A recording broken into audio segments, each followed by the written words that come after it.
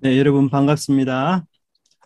우리가 이 세상을 살아갈 때에 고통과 또 괴로움, 또 긴장의 삶을 사는 경우가 있는가 하면 또는 평안과 행복과 기쁨의 삶을 살기도 합니다.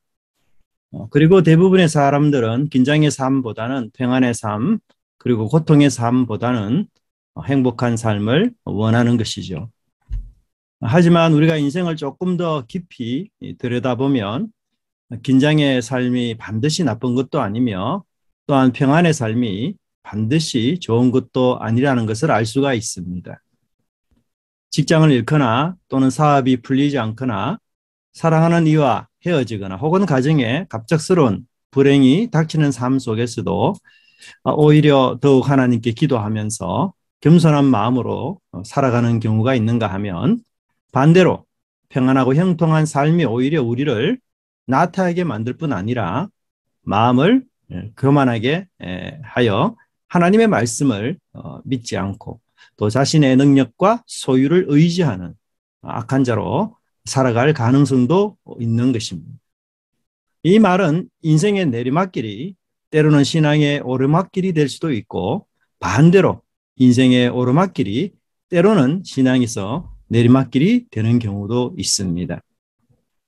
그런데 이러한 경험은 단지 우리들만의 경험이 아니라 오늘 본문에 나오는 다윗의 경험이기도 합니다.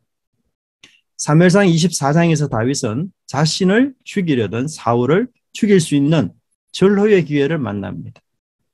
그동안 이 사울의 추격으로 다윗이 얼마나 많은 피해와 또 어려움과 정신적 긴장과 갈등을 겪었겠습니까?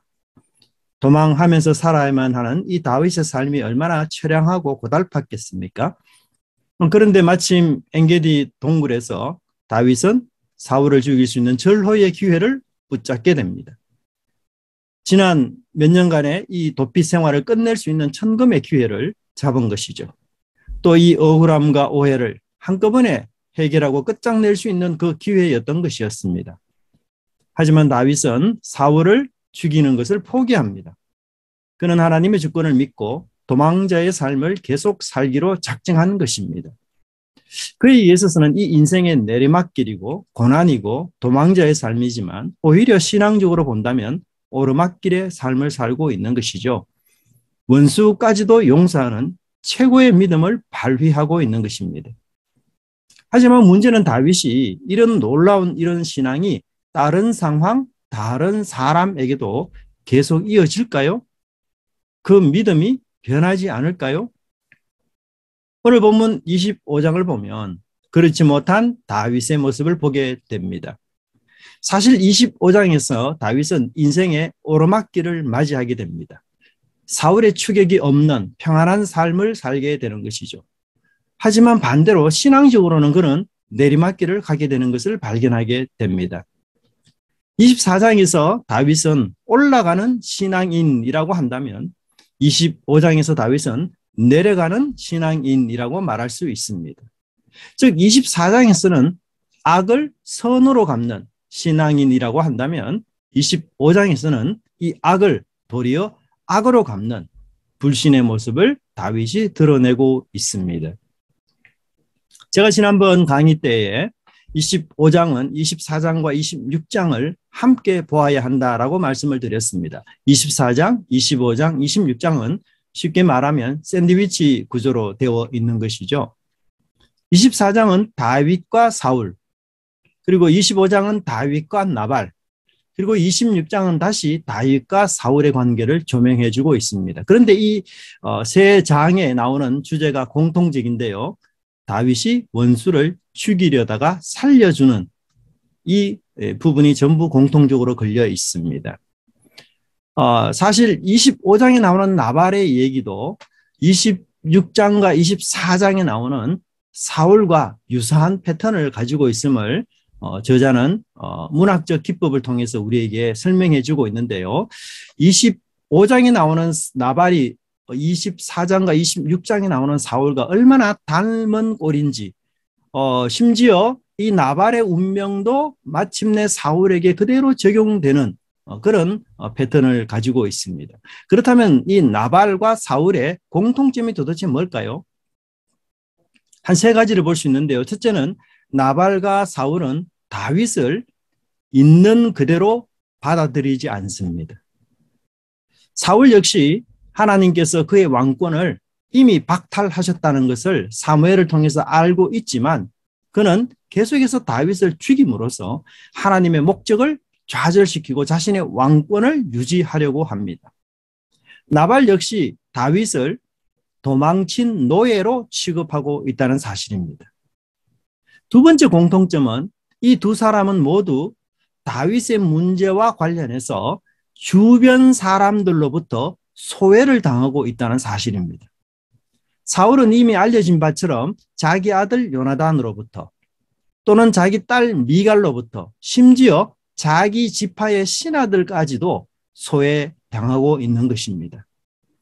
나발 역시 자기의 아내와 자기의 종들로부터 소외당하고 있는 것을 우리는 알 수가 있습니다.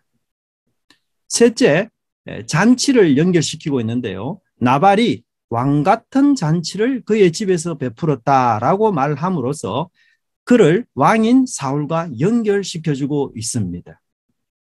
네 번째는 사울과 나발 사이에 언어적인 상응성, 공통점이 드러나는데요. 일단 첫 번째는 3,000이라는 숫자가 언급이 됩니다. 사울은 다윗을 잡기 위해서 동원한 군사의 수를 저자가 3,000명이라고 설명하고 있는데요. 25장에 나발이 자신이 소유한 양의 숫자가 3,000이라고 소개하고 있습니다. 그렇게 해서 3,000이라는 숫자를 통해서 사울과 나발을 한 곳으로 묶어 있는 것을 볼 수가 있습니다. 두 번째는 다윗을 아들이라고 부르는데요. 사울은 24장 16절에서 그가 목소리를 높여 울면서 내 아들 다윗아 이렇게 표현되고 있습니다. 다윗 역시 나발에게 정중하게 자신을 소개하면서 너의 아들 다윗이다 이렇게 25장 8절에서 언급하고 있습니다. 결국 24장부터 26장까지의 내용은 다윗이 다윗의 원수를 하나님이 어떻게 처리하시는가를 나발을 통해서 명백하게 보여줌으로써 앞으로 다윗이 사울과 어떤 관계 속에서 지내야 할지를 성경은 알려주고 있는 것을 볼 수가 있습니다. 사실 다윗은 26장에서 사울을 죽일 수 있는 기회를 얻게 되지만 그는 그 기회를 기꺼이 포기하고 이제 24장과 달리 창과 물병만 훔치고 사울의 이 운명을 하나님의 손에 완전히 그렇게 맡기는 아주 성숙한 모습을 보여주고 있습니다. 하지만 25장의 나발과의 대면에서는 전혀 그렇지 못한 다윗의 모습을 보게 됩니다. 사실 우리들의 신앙도 다윗처럼 상황에 따라 혹은 사람에 따라 변하고 흔들리고 달라지는 것, 이것이 우리의 모습이 아닌가 그런 생각이 듭니다. 어떤 여건 또는 어떤 조건 속에서 또 어떤 사람을 우리가 만나든 그게 미운 사람이든 아니든 간에 우리 스스로는 신앙의 정도를 걸어야 하고 그 신앙을 내가 고수해야 한다는 것, 이것이 마땅한 원리이지만 사실 그것도 내 마음대로 잘 되지 않는 것이 사실입니다. 그래서 우리는 상황과 사람에 따라 달라지고 변하는 나의 이 잘못된 신앙 또 연약한 신앙 때문에 괴로워하기도 하는 것이죠.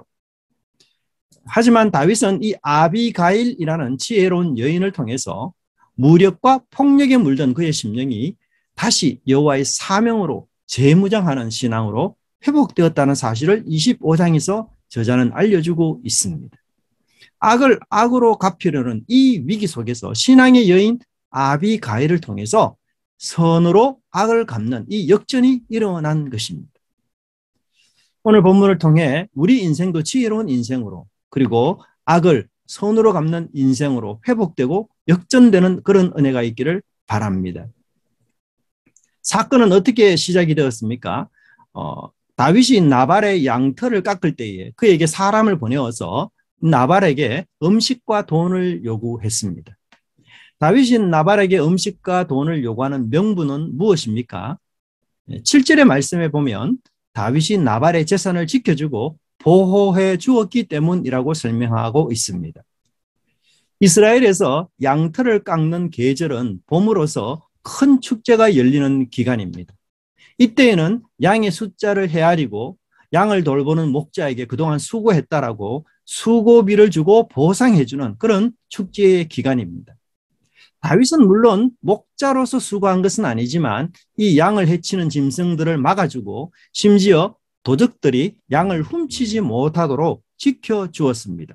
그래서 자신에게도 일정한 수고비를 달라는 것이죠. 한마디로 양들을 지키는 보디가드 역할을 했으니까 그 몫을 달라는 것이었습니다. 하지만 저자는 이 나발을 2절에서 소개하고 있는데요. 재밌게도 먼저 나발의 넘치는 부를 먼저 설명한 뒤에 그의 이름을 밝히고 있습니다. 우리가 이제 성경에서 어떤 사람, 처음 나오는 사람을 소개할 때에 보통은 그가 가진 재물이나 혹은 그의 인성과 영성을 소개하는 이런 패턴이 나오는데요. 이 패턴 속에서 순서가 굉장히 중요해요. 근데 나발은 보면 그의 재산이 먼저 나온 뒤에 그의 영성 혹은 그의 마음의 자세가 나오고 있습니다. 이 말은 뭔가 하면 재물이 인격을 앞서고 있다는 사실을 이야기해 주고 있습니다.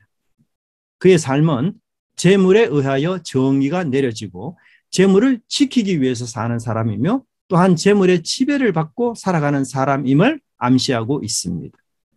겉으로 보기에는 굉장한 부자였고 권세를 지닌 사람이었고 심지어 매력 넘치는 아내를 둔 그런 사람이었지만 그럼에도 저자는 그를 나발, 즉 어리석은 자 혹은 바보로 부르고 있습니다.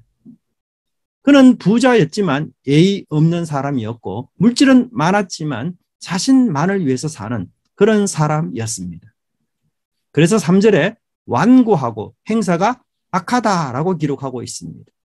그는 비록 갈렙의 위대한 조상의 피를 이어받았지만 갈렙과는 질적으로 다른 사람이었고 전형적인 졸부였던 것입니다. 다윗의 이러한 요구에 나발의 반응이 무엇입니까? 아주 냉담하고 차갑기만 합니다. 나발은 다윗의 이 요구를 완전히 무시하고 오히려 그를 비웃으며 10절에서 이렇게 말하고 있습니다. 나발이 다윗의 사환들에게 대답하여 가로되 다윗은 누구며 이새의 아들은 누구뇨? 건일에 각기 주인에게서 억지로 떠나는 종이 많도다. 이 표현은 나발이 다윗과 사울의 관계를 이미 잘 알고 있다는 것을 전제하고 있습니다. 또한 나발은 사울을 적극적으로 지지하고 있다는 것을 드러내고 있습니다. 나발은 다윗을 이새의 아들이라고 부르면서 그를 비웃습니다. 또한 다윗의 도피 생활을 억지로 떠나는 종으로 해석하고 있습니다. 여러분 사실 다윗의 도피는 사울의 다윗 죽이기 음모로서 이루어지는 일이죠. 전적으로 사울의 책임이라고 할 수가 있습니다. 하지만 나발의 시각은 진실과 사실에서 멀어져 있다는 사실을 우리는 알 수 있습니다. 하지만 그의 아내 아비가일은 다윗에 대해 남편과는 전혀 다른 시각을 가졌음을 알 수가 있습니다. 오늘날 우리 한국 사회에 어리석은 부자들이 많습니다. 돈만 아는 부자들이 많습니다. 그들은 사회를 부자 중심으로, 가진 자 중심으로 보려고 합니다. 진실과 사실은 거부하고 오직 자신의 부를 유지하고 그것을 증식시키기 위해서 정의롭지 못한 권력을 지지하기도 합니다. 부를 가진 사람들은 대개 그 사회의 질서 체제가 그대로 유지되기를 원합니다. 그래야만 자신의 부가 안전할 수 있기 때문이죠. 아니면 자신의 부가 정식될 수 있는 정책을 열렬히 환영합니다. 그들은 사실과 진실, 정의에 대해서는 무관심합니다. 그렇기 때문에 가짜 뉴스와 엉터리 뉴스에 눈과 귀가 고정되어 있는 것이 안타까운 사실입니다. 우리가 이런 모습으로 살지 않는지를 돌아보아야 합니다. 개인의 이익과 그 손해를 뛰어넘어서 공동체와 하나님 나라의 전진을 위하여 진실과 사실을 보려는 마음이 필요한 것입니다. 거짓의 혼란을 잠재우고 진리의 등불을 비추는 사람이 필요한 오늘날 시대인 것입니다. 다윗과 충돌을 빚은 나발은 하나님과도 충돌을 빚어 결국 그는 하나님의 심판으로 죽고 맙니다. 어리석은 자는 사람뿐만 아니라 진실과 사실 대신 하나님까지도 무시하는 자라는 사실을 우리는 알 수가 있습니다. 이에 대한 다윗의 반응을 살펴보십시다. 이 소식을 들은 다윗은 극도로 분노해서 군사 400명을 이끌고 나발과 그의 모든 가족과 모든 소유를 진멸시키려고 합니다. 이러한 다윗의 모습은 분명 믿음의 결정이 아니죠. 한때는 사울을 죽일 수 있었던 기회도 포기했던 그런 놀라운 믿음을 가진 다윗이 이제는 나발의 무례함과 이 비난을 참지 못해서 칼을 들고 있습니다. 이제는 폭력자 다윗, 무력자 다윗으로 돌변한 것입니다. 그는 단 한 번 받은 이 모욕으로 인해서 온 땅을 피로 물들일 생각이었던 것이 있습니다. 이것은 다윗의 성화되지 못한 자신의 기질을 고스란히 보여주고 있습니다. 하나님 앞에서 결코 아름답지 못한 모습이며 악에 대해서 악으로 대갚으려는 어리석은 자의 모습인 것입니다. 하지만 다행스러운 것은 다윗의 이러한 신앙적 갈등 속에서 뜻밖의 지혜로운 여인의 충고로 다시 신앙을 회복하게 되는데요. 그것의 요소들을 한번 살펴보도록 하겠습니다. 첫 번째, 아비가일은 다윗의 가치를 정당하게 평가해 주었습니다. 24절에서 그녀는 다윗을 내 주라고 부르고 있습니다.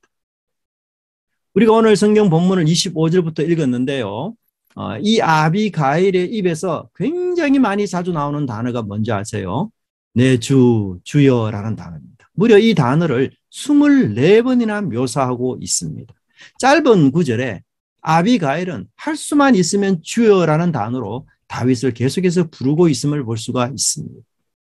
뿐만 아니라 28절에서 결정적으로 여호와께서 머지않아서 이 다윗을 왕으로 세우실 것을 여인은 확신에 찬 고백을 하고 있습니다.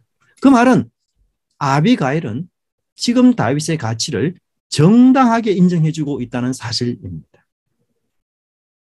하지만 나발은 다윗을 무엇이라고 놀렸습니까? 비난했습니까? 주인으로부터 억지로 떠나는 종, 주인에게 대항하고 항거하는 질이 나쁜 종으로 그는 불렀던 것입니다.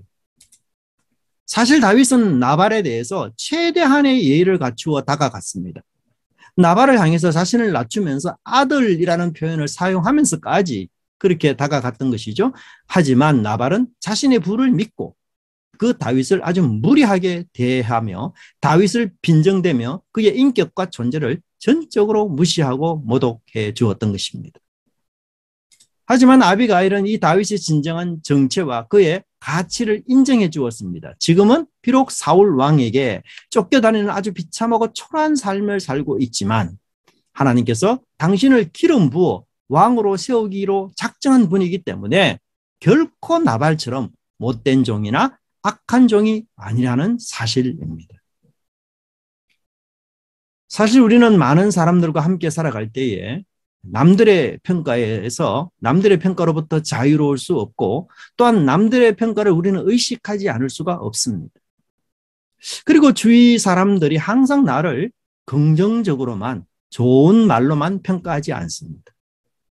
때로는 부정적으로 또 어떤 경우에는 인격과 존재를 무시하는 이런 비난과 평가를 들을 수도 있습니다. 그럴 때 우리의 마음이 많이 요동을 합니다. 많이 흔들리죠. 하지만 그것 모두가 다 나의 단편적인 모습에 불과할 뿐입니다. 세상에 어떤 사람도 나를 다 알고서 평가할 수 있는 존재는 없습니다. 그렇기 때문에 그들의 평가는 결코 정당한 평가가 아닙니다. 세상 사람들이 내리는 모든 평가는 단편적이고 부분적이며 일시적인 것에 불과하다는 사실을 우리는 알아야 합니다. 사도 바울도 주님의 사역을 하면서 많은 비판과 평가와 이야기를 들었던 사람이었습니다. 그는 그런 평가와 비난과 오해와 많은 이야기 속에서도 계속 지속적으로 하나님께 충성할 수 있었던 그 비결들이 고린도전서 4장 3절에서 다음과 같이 이야기하고 있습니다. 너희에게나 다른 사람에게나 판단받는 것이 내게는 매우 작은 일이라. 나도 나를 판단치 아니하노니 다만 나를 판단하실 이는 주시니라. 그러나 우리는 단편적이고 부분적인 이 남들의 날카로운 비판과 또한 인격적인 모독에 대해서 마음 아파합니다.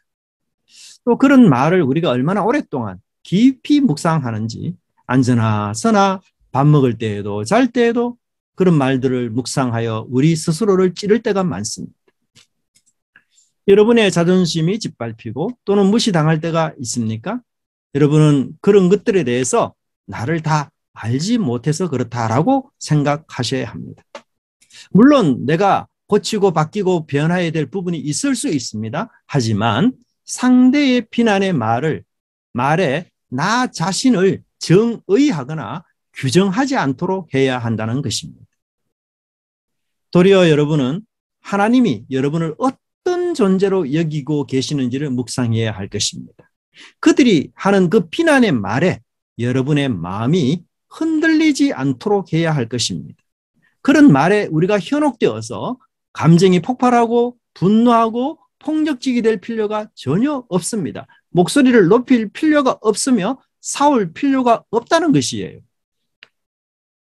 사람들의 비판과 정죄가 아니라 하나님의 목소리에 귀를 기울이고 하나님의 평가를 인정하는 것, 이것이 오르막길 신앙인 것입니다. 여러분의 그 가치라는 것은 일과 무관하게, 직장과 무관하게, 또는 얼굴과 무관하게, 내가 어느 학교를 졸업했느냐와 무관하게, 아파트 평수와 무관하게 하나님께서 귀하게 여기시고 사랑하는 존재라는 것, 그것을 깨닫는 것이 중요한 것입니다.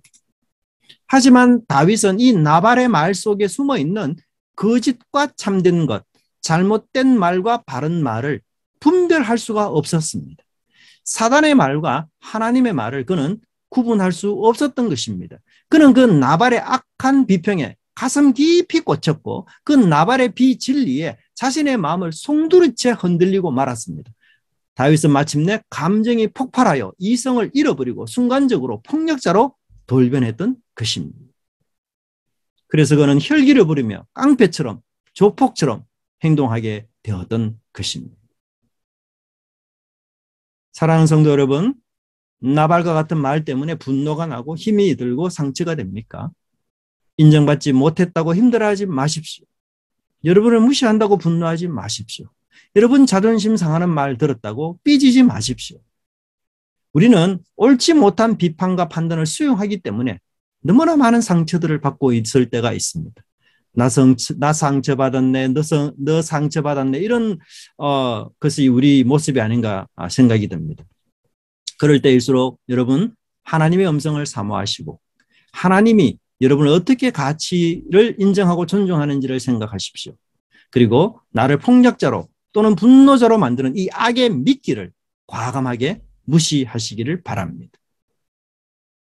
두 번째 아비가일은 다윗의 사명을 일깨워 주었습니다. 아비가일은 다윗의 가치와 정체성을 말한 뒤에 다윗이 하나님께로부터 받은 이 사명, 거룩한 사명이 도대체 무엇인지를 일깨워 주었는데요. 28절에서 아비가일은 이렇게 말합니다. 내 주께서 여호와의 싸움을 싸우시며. 사실 아비가일 입장에서는 자기 남편과 자기 가족을 전멸시키려는 이 위험, 이 위기에서 빨리 벗어나는 것이 중요하지 않겠습니까? 그렇지만 아비가일은 자기 가정의 위기보다 더 중요한 것은 이 다윗이 가진 사명을 회복시키는 데 중심으로 발언하고 이야기했다는 점입니다. 그녀는 자존심이 상해서 분노로 잠시 잃어버렸던 다윗의 사명을 일깨워줌으로써 다윗이 다시 하나님의 일을 하도록 도와주었던 것입니다. 다윗은 하나님의 기름 부음을 받은 자입니다. 그러므로 다윗이 싸워야 할 싸움은 여호와의 싸움이었습니다. 여호와의 일 대신하는 것이 다윗이 받은 사명이었던 것이죠. 하지만 지금 다윗은 이 나발의 거부와 비난에 분노해서 자신의 권력으로 자신의 힘으로 상징하고 있는 400명의 군사를 무장시켜서 나발의 가문을 진멸시킬 생각이었습니다. 사실 24장에서 다윗은 자신의 원수 사울을 죽일 절로의 기회가 있었지만 관대하고 자비롭게 베풀었던 그 다윗. 그런데 그 다윗이 어떻게 해서 이 나발의 모욕에 대해서는 악으로 갚으려 할까요? 자신의 손으로 힘과 무력으로 직접 그 원수를 나발을 죽이려고 할까요? 여기에는 몇 가지 이유가 있을 것 같습니다. 다윗이 이 두 사람에게 거는 기대가 각각 달랐다는 것에서 찾을 수 있습니다. 사울의 경우는 자기에게 적의를 가지라고 늘 예상을 했습니다. 어떤 점에서 그는 사울의 적의에 대해서 아주 익숙해져 있었습니다. 다윗은 적의에 가득한 이 사울을 여러 번 만나면서 그 속에서 드러난 하나님의 뜻, 그리고 내가 어떻게 처신해야 되는 것이 옳은지를 깨달았던 것이죠. 그리고 하나님의 은혜로 이 사울의 적의를 어떻게 막고 뿐만 아니라 하나님께 영광을 돌리는 방식으로 이 사울의 위협을 반응하게 되었습니다. 그러나 나발에게는 다윗이 아주 우호적인 반응을 기대했을 것입니다. 왜냐하면 다윗은 나발을 자극하거나 모욕받을 만한 짓을 전혀 하지 않았기 때문이죠. 그런데 이 나발의 모욕과 비난이 다윗에게 온 것이죠. 이것은 다윗이 전혀 예상하지 못한 것입니다. 사실 사람들은요, 생각지 못한 일을 당할 때에 화를 내고 과민 반응을 보이는 경향이 있습니다. 그래서 우리는 보편적으로 원수보다는 친구들에게서 더 많은 기대를 하고, 그래서 그 더 많은 기대가 반대로 더 많은 실망으로 이어질 때도 있습니다. 하지만 우리는 이것을 극복해야 될 영적 과제인 것입니다. 또 한편으로 지난날에 잘 참았다고 해서 지금도 잘 할 수 있는 것은 결코 아닙니다. 여러분, 우리가 신앙적으로 생활할 때 가장 힘든 게 무엇일까요? 과거의 성공이 현재의 실패 혹은 미래의 실패를 막아주지 못한다는 것입니다. 영성은 소유할 수 있는 것이 아닙니다. 우리가 배운 기술, 우리가 배운 학문들, 이것은 우리 소유가 됩니다. 오랜 시간이 지나도 다시 우리 몸이 알아서 반응할 때가 있습니다. 운동을 해보면 그렇지 않습니까? 하지만 영성은 결코 그렇지 않습니다. 우리 소유가 되지 않습니다. 영성은 지속적으로 끊임없이 하나님을 의지하는 것, 말씀을 붙드는 것, 그것이기 때문인 것이죠. 생각지 않은 일을 당하고 예측하지 못하는 그런 일들을 만날 때 우리는 폭력적이 될 수가 있습니다. 또한 내가 준비 없이 뭔가 당하게 되면 사람들은 언제나 방어 기제가 나타납니다. 그래서 그럴듯한 변명과 핑계로 범죄를 하게 되는 것입니다. 하지만 소극적 변명과 핑계이든 아니면 적극적 폭력이든 이것은 옳지 못한 것입니다. 이러한 다윗을 정신 차리게 한 것은 아비가일이 외친 하나님께 받은 소명과 사명이었던 것입니다. 개인적인 감정과 그 혈기로 일하라고 하나님께서 다윗을 기름 부어서 지도자로 세운 것이 아니었습니다. 다윗의 손에 주어진 그 힘과 권력과 그 무력은 하나님의 싸움을 위해서 주어진 것이지 자신의 개인 복수를 위해서 주어진 것이 아니기 때문인 것이죠. 그렇다면 그는 사울과 별반 다를 바 없는 인물이 되었던 것입니다. 하나님의 일을 감당한 바울, 그에게도 개인적인 적이 많았습니다. 바울에게 시비 거는 사람이 많았던 것이죠. 하지만 바울은 빌립보서 1장 17절에서 이렇게 고백합니다. 저들은 나의 매임에 괴로움을 더하게 할 줄로 생각하여 순전치 못하게 다툼으로 그리스도를 전파하느니라. 그러면 무엇이뇨? 외모로 하나 참으로 하나 무슨 방도로 하든지 전파되는 것은 그리스도니 이로써 내가 기뻐하고 또한 기뻐하리라. 바울은 자신을 힘들게 하고 자신의 괴로움을 기뻐하는 이 원수들에 대해서는 전혀 관심이 없었습니다. 그의 관심은 오직 복음이 전파되는 일, 주께 받은 사명, 그것이었습니다. 이처럼 바울은 가장 위대한 일을 위하여 개인적인 명예를 기꺼이 포기했던 사람이었습니다. 하나님의 거룩한 사명에 자신을 던진 사람은 자아에 집중하거나 관심 갖지 않아야 합니다. 공동의 이익이 나에게 손해로 다가올 때에 혹은 하나님이 주신 교회의 사명을 이루는 그 일에 나에게는 어려움과 피해로 다가올 때에 우리는 기꺼이 그것을 기쁜 마음으로 수용하고 인정해야 할 것입니다. 하나님은 나와 여러분을 하나님의 군사로 부르셨습니다. 그렇다면 우리의 적은 과연 누구일까요? 내 자존심을 구겨놓은 어떤 집사님입니까? 아닙니다. 그들은 우리의 동료요, 함께 전쟁터에 나아갈 군사요, 위기 속에서 지켜주어야 할 또 다른 나입니다. 인간은 연약합니다. 이웃이 나에 대하여 실수할 수 있습니다. 그렇다고 해서 실수하는 그 이웃이 나의 원수는 아닌 것입니다. 내 몸처럼 사랑해야 될 그 이웃을 적처럼 미워하고 싸울 때에 그의 신앙은 내리막길이라는 것을 알아야 할 것입니다. 여호와의 싸움을 싸우는 자가 바로 오르막길 신앙인 것입니다. 하나님께서 교회와 나에게 주신 사명을 위하여 개인적인 손해 그리고 그 어려움과 비난과 그 오해를 감당하기로 작정하는 것, 그것이 오늘 이 자리에서 우리가 구할 오르막길 신앙이며 악을 선으로 갚는 신앙의 모습인 것입니다. 세 번째, 아비가일은 다윗에게 미래를 염두에 두고 현재를 살라라고 이야기하고 있습니다. 30절과 31절에 이렇게 말합니다. 모든 선을 내 주에게 행하사 내 주를 이스라엘의 지도자로 세우신 때에 내 주께서 무지한 피를 흘리셨다든지 내 주께서 친히 보수하셨다든지 함을 인하여 슬퍼하실 것도 없고 내 주의 마음에 걸리는 것도 없으시리니.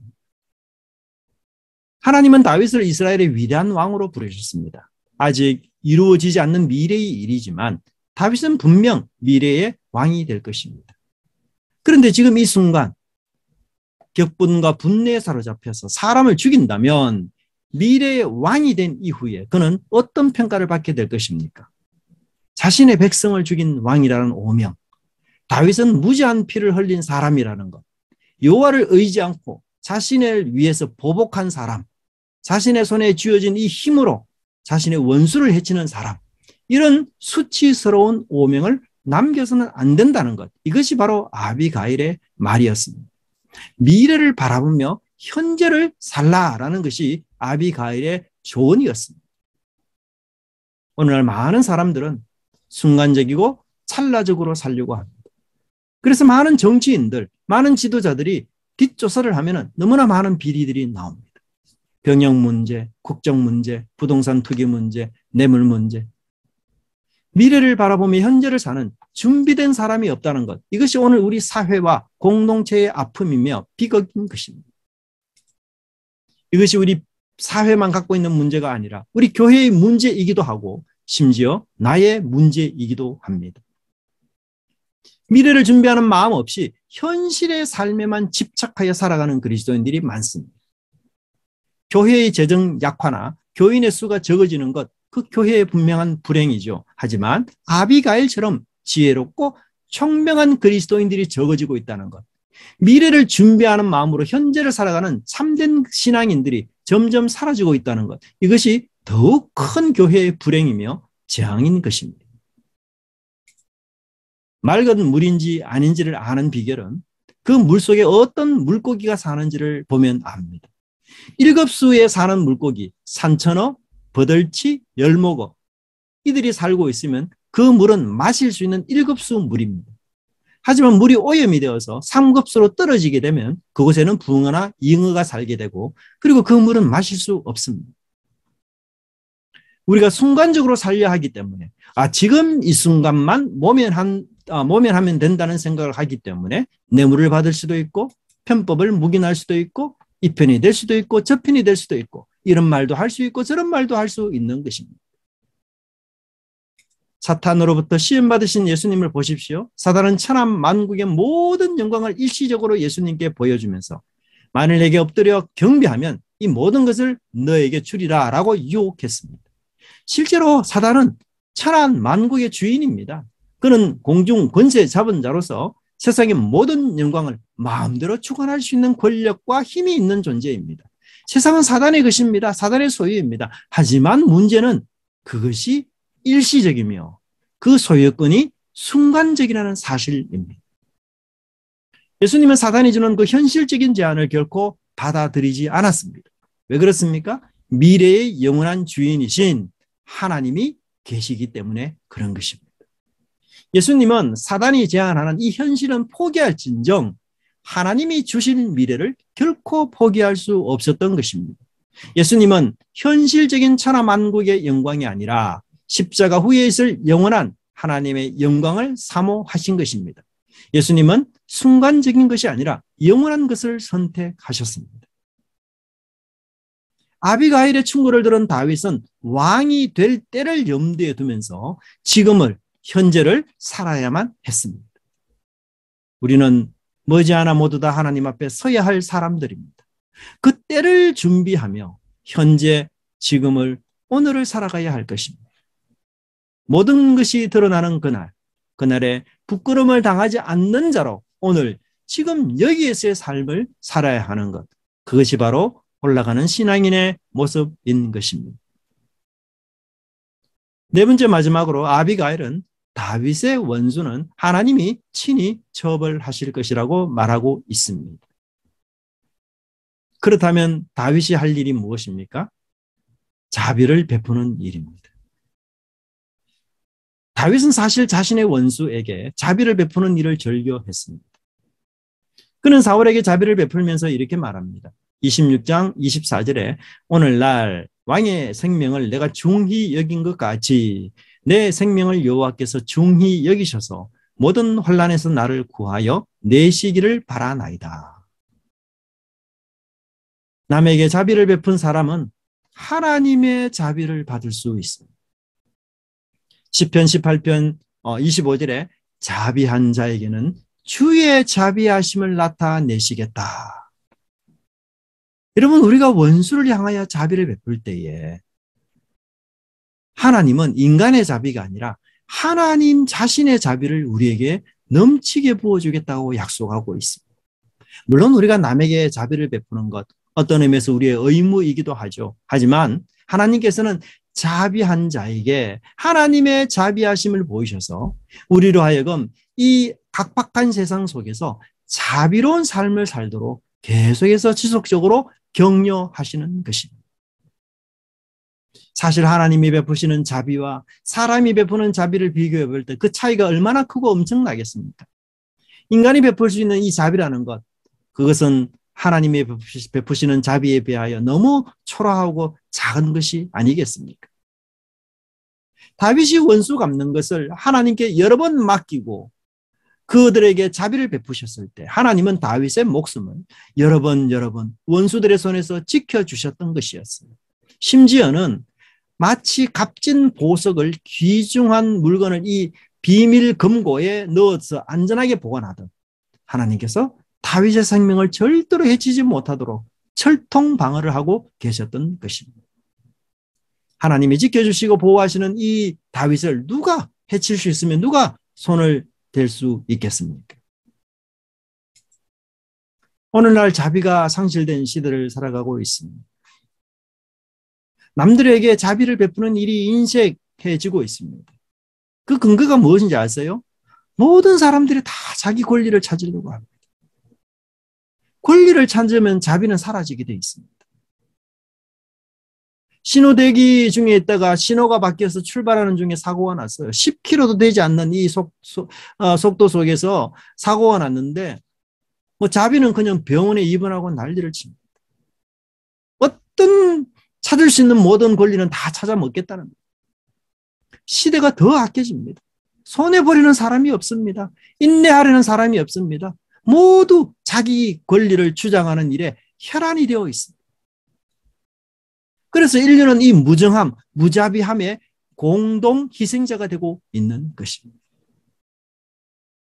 자비는 우리의 마음을 촉촉히 적셔줍니다. 원수의 마음도 돌이키게 하는 것, 그것이 바로 자비이며 너그러움이며 관용함입니다. 예수님은 우리에게 감당할 수 없는 자비를 베풀어 주셨습니다. 주님은 하나도 남기지 않고 전혀 아까워하지 않으시고 자신의 목숨뿐만 아니라 그 신성까지도 포기하시고 우리가 주님의 친척도 친구도 아닌 우리 죄인들에게 자비 베푸시는 것을 절교하셨습니다. 주님이 자비를 베푸는 이 대상에는 제한이 없었습니다. 무제한적이며 무차별적인 그 자비와 은혜를 주님은 우리에게 베풀어 주셨습니다. 구원을 얻은 우리는 주님의 그 엄청난 자비와 은혜에 빚진 자들입니다. 그러므로 자비와 은혜를 베푸는 것은 구원받은 자의 당연한 의무이며 당연한 소명인 것입니다. 하나님께 원수 갚는 것을 맡길 뿐 아니라 원수에 대해서 자비를 베푸십시오. 그러면 내가 남에게 베풀었던 이 자비함과는 비교되지 않는 하나님의 자비하심이 여러분의 삶 속에 나타나실 것입니다. 이 진리를 마음에 두고 원수에게 자비를 베푸는, 악을 선으로 갚는 그런 믿음의 우리 교회들이 되었으면 좋겠습니다. 기도하겠습니다. 사랑의 하나님 아버지, 감사합니다. 저희들의 삶 속에 정말 고치고 바꾸고 수정해야 될 구석들이 너무나 많습니다. 사람에 따라, 환경에 따라 우리의 신앙과 믿음이 이렇게 달라지는 우리의 연약함을 긍휼히 여겨 주시옵소서. 교만하지 않고 늘 말씀과 하나님을 의지하는 믿음을 허락해 주시옵소서. 우리의 과거를 기억하고 우리가 어떤 존재에서 어떻게 구원받은지를 한시도 잊지 않으며 그 주님의 은혜에 저희들이 감사하며 또 우리로 하여금 비난하고 부정적이며 또 해치는 그런 여러 말들 속에서 우리가 폭력자로 돌변하지 않도록 하나님께서 저희들을 긍휼히 여겨 주시고 말씀으로 저희들을 이끌어 주시옵소서. 오늘 다윗이 폭력자로 조폭으로 돌변하는 일을 막은 아비가일의 이 지혜로운 충고를 우리 마음에 되새기며 주님, 우리에게 그런 감정적인 동료가 일어날 때마다 하나님, 우리의 사명이 무엇이며 우리의 진정한 가치가 무엇이며 미래를 염두에 두고 현재를 살아야 할 것이며 하나님께 내가 얼마나 큰 자비의 은혜의 혜택자인지를 저희들이 기억하며 그 믿음으로 살아가는 저희들 되게 해 주시옵소서. 감사드리고 예수님 이름으로 기도드리옵나이다. 아멘.